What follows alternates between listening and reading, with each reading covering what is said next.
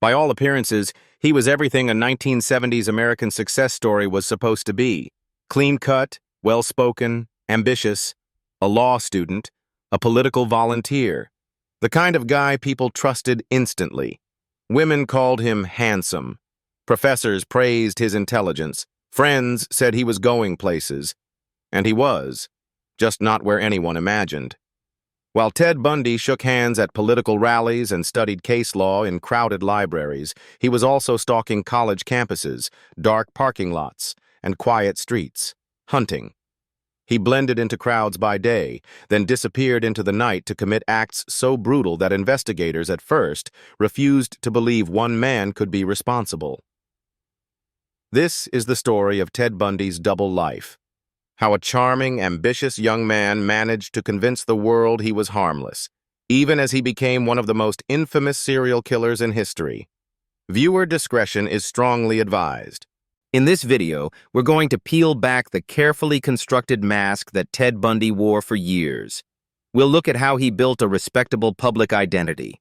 As a law student, a dedicated boyfriend, a charming co-worker, and how that image shielded his darker impulses from almost everyone around him. We'll walk through his early life, the formative experiences that may have shaped his psychology, and the first warning signs that something was deeply wrong. Then, we'll follow the timeline of his crimes, the disappearances, the investigations, the escapes, and the trials that riveted the nation. Along the way, we'll examine how Bundy exploited trust, politeness, and stereotypes about what a monster looks like. And finally, we'll talk about what his double life reveals about human nature, danger, and why appearances can be fatally deceiving. This isn't about glorifying him. It's about understanding how he got away with it for so long. To understand Ted Bundy's double life, we need to go back to where it began. He was born Theodore Robert Cowell in 1946 in Burlington, Vermont, to an unwed mother, a significant social stigma at the time. For part of his childhood, he was told his grandparents were his parents and his mother was his sister. That confusion over identity would linger throughout his life. Bundy's early years were marked by instability and secrecy. Some relatives later suggested his grandfather had a volatile, abusive temper, though details remain debated. As a teenager in Washington state, Bundy seemed quiet, reserved, almost painfully shy. But beneath that exterior, he developed an intense sense of isolation and resentment, especially toward women who rejected him socially. He started peeping in windows, stealing and lying, small but telling fractures in his public image. On the surface, he was just another awkward young man. Internally, he was learning how to live two lives at once. By the time Bundy reached college, he understood something dangerous. He could reinvent himself almost at will. Early on, he struggled academically and dropped out, drifting between small jobs. But when he decided to cultivate a new persona, he did it with chilling focus. He re-enrolled, became visibly more polished, and started dressing better. He joined political campaigns in Washington state, volunteering for the Republican Party. Co-workers described him as reliable, articulate, and dedicated. One even said he had a bright future in politics. Bundy also entered a serious romantic relationship with an attractive, educated woman from a higher social class. With her, he experienced the lifestyle and status he craved. When that relationship ended, it reportedly devastated him, and may have reinforced his fixation on control and rejection. Outwardly, he was evolving into the confident law student and political aide people admired. Inwardly, fantasies of domination and violence were hardening into something much more dangerous. Bundy's public persona was meticulously constructed. He learned to copy the mannerisms of people he admired, politicians, professors, confident peers. He smiled often, maintained direct eye contact, and spoke with just enough vulnerability to seem genuine. He knew how to flatter, listen, and make others feel important. He studied psychology and law, not just formally but practically, reading about behavior, crime, and how investigations worked. This knowledge later helped him evade detection. At the University of Washington and later in Utah Law School, classmates saw him as somewhat intense but promising. He dated, attended social events, and appeared committed to his studies, even when his academic performance was inconsistent. Crucially, he used this facade to blend in. Police searching for a predator targeting young women were not looking for a clean-cut law student with a friendly smile and a tidy Volkswagen. Bundy had discovered his greatest weapon. He did not look like what people imagined a killer should look like. While Bundy curated his image, a parallel secret life was taking shape. In the early 1970s, young women in the Pacific Northwest began disappearing. Many were college students, often last seen near campuses or parking lots. At first, the cases seemed isolated, tragic but not obviously connected. Bundy allegedly escalated from voyeurism and petty theft to violent assault and murder. He targeted women who fit a specific type, young, white, with long dark hair parted in the middle. He approached them in public places, often feigning injury, using a sling, crutches, or dropping books to solicit help. This was a critical part of his double life. He relied on people's instinct to be kind. A well-dressed man struggling with groceries or a cast on his arm doesn't trigger alarm. Once he lured his victims to his car, his demeanor changed completely. The charming law student would vanish, replaced by the predator almost no one had ever seen. Bundy's manipulative skills extended far beyond small talk.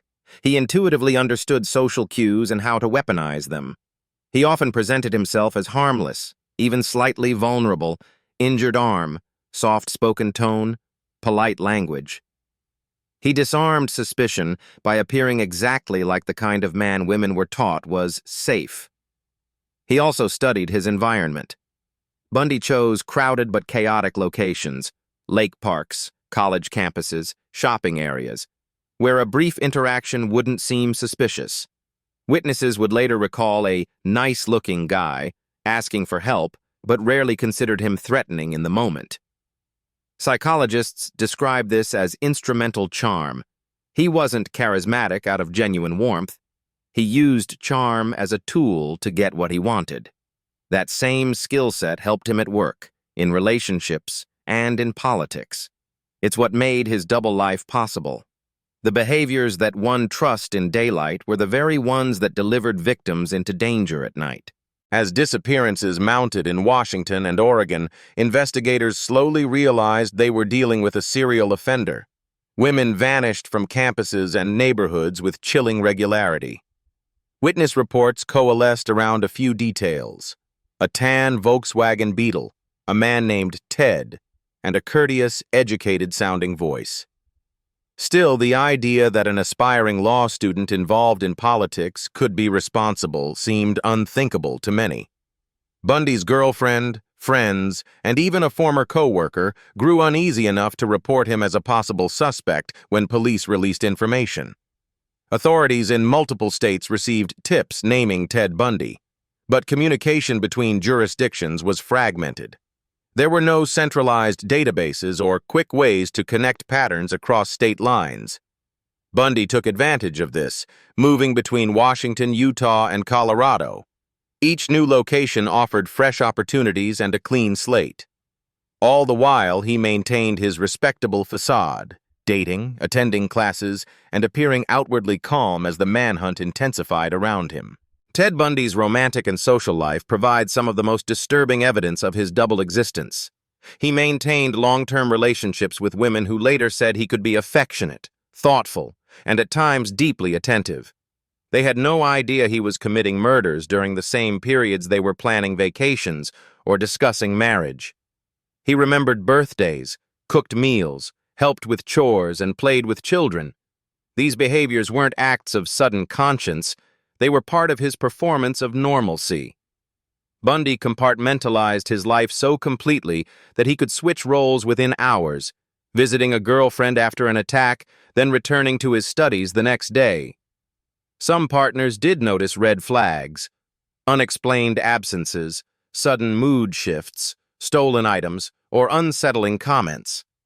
But because Bundy could also be charming and vulnerable, they often doubted their instincts. This contradiction, loving boyfriend by day, sadistic killer by night, remains one of the most chilling aspects of his story. Bundy's sense of superiority and legal knowledge emboldened him, but it also contributed to his downfall. In 1975, a routine traffic stop in Utah changed everything. Officers found suspicious items in his car: handcuffs, a crowbar, masks, and other tools. Soon, he was linked to an attempted kidnapping. As investigators dug deeper, connections to murders in multiple states emerged. Bundy was arrested, escaped custody twice, and continued killing even after his first capture, most infamously in Florida following his second escape. During his Florida trial for the Chi Omega sorority murders, he did something unprecedented. He acted as his own attorney. Bundy cross-examined witnesses, challenged evidence, and treated the courtroom as a stage. Observers saw flashes of the same charm he'd used all his life, but this time it was on display under bright television lights, and the world saw the disconnect. A man calmly debating law, accused of unspeakable violence. The Florida trials showcased Bundy's double life in its purest form. On one hand, he played the role of the rational, educated defendant, objecting to questions, citing legal procedure, and flashing quick smiles at reporters. On the other, prosecutors presented graphic evidence of brutality, crime scene photos, survivor testimony, and forensic links. Jurors, journalists, and viewers struggled with cognitive dissonance. How could this articulate, almost boyish man be responsible for such horrors?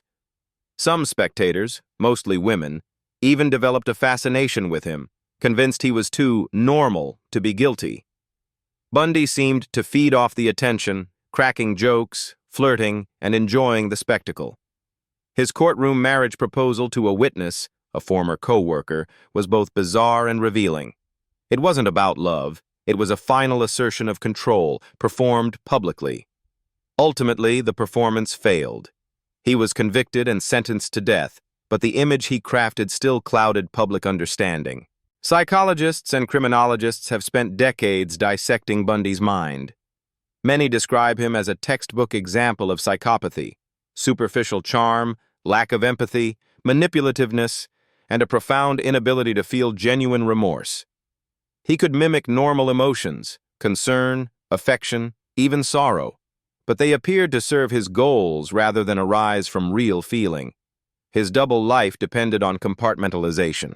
He separated his identities like locked rooms in a house: the boyfriend, the student, the political aide, the predator. When one door closed, another opened, with minimal overlap. This allowed him to sit in class discussing legal ethics days after committing murder. Importantly, not every charming or ambitious person is dangerous. Bundy represents an extreme, rare intersection of traits: high social intelligence, sadistic fantasies, and an absence of conscience. That combination let him study people the way some study textbooks: data to be used, not lives to be respected. Bundy's execution in 1989 didn't end his influence. If anything, his case reshaped how law enforcement, media, and the public think about predators. The idea that a serial killer could be educated, attractive, and socially adept challenged stereotypes that monsters always look monstrous. Investigative techniques improved in response to cases like his. Better interagency communication, centralized databases, and more sophisticated psychological profiling. Campus safety protocols changed. Women were warned about tactics like feigned injuries and offers of help to strangers. Yet Bundy also became a problematic cultural figure, featured in books, films, and documentaries that sometimes risk glamorizing his image. It's crucial to remember that behind discussions of his charm or intelligence are real victims, families, and communities forever altered. His double life isn't a clever trick to admire. It's a grim reminder that evil can hide behind a pleasant smile, a degree, or a suit and tie, unnoticed until it's too late. When we strip away the myths, Ted Bundy's story leaves us with several uncomfortable truths. First, danger doesn't always look like our stereotypes. Predators can be articulate, educated, and outwardly kind.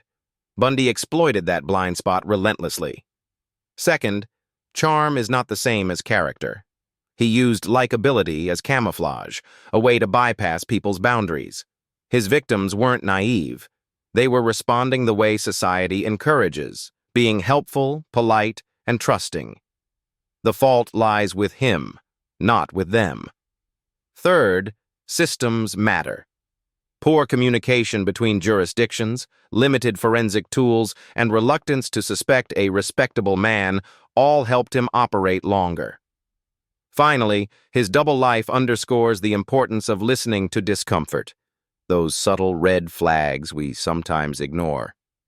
If something feels off, it's worth paying attention, even when the person in front of you seems perfectly normal. Remembering these lessons honors victims more than focusing on his infamy ever could. If you found this exploration of Ted Bundy's double life thought-provoking, consider what it means beyond this single case. Stories like this are not about feeding morbid curiosity. They're about understanding how manipulation, image, and trust can intersect in dangerous ways. On this channel, we dive into complex true crime histories and the psychology behind them, always with respect for victims and a focus on what we can learn. If you'd like more in-depth breakdowns of cases, trials, and criminal behavior, you can support this work by subscribing, turning on notifications, and sharing this video with someone who might find it informative. I'd also like to hear from you. Which aspect of Bundy's double life disturbed you the most? The courtroom performance, the relationships, or the way he blended into everyday life? Let me know in the comments. Stay curious, stay critical, and most importantly, stay safe. Thanks for watching.